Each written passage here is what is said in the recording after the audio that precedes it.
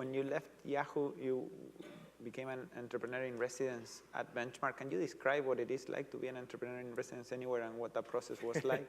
What it would, how it is in general, but in particular, what you wanted to get out of it, how you were looking at things. Yeah, so I'd never worked up here in the Bay Area.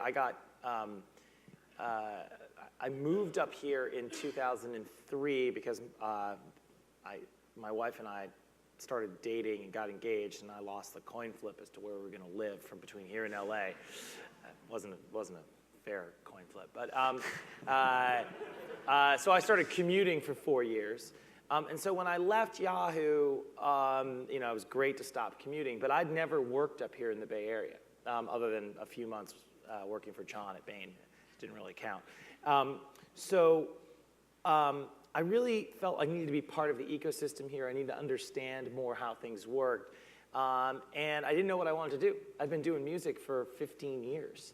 And I had really not any idea what I wanted to do, except I knew that I was interested in music and internet businesses, and I was going to figure something out. And so I talked to a bunch of venture firms, and I eventually decided Benchmark was the best fit for what I was looking for.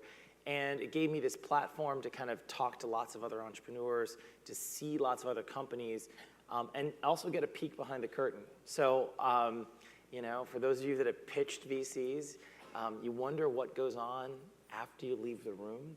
That was the best part of being in EIR.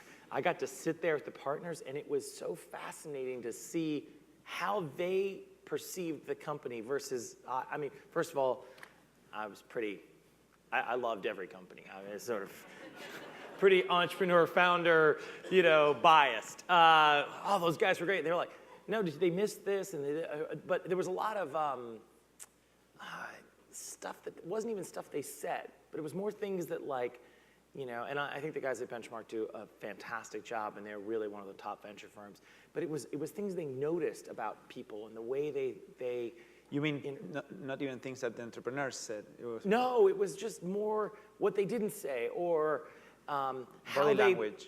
The dynamics between the founders, or things that were, I would say half of it was things that weren't said, that people picked up on.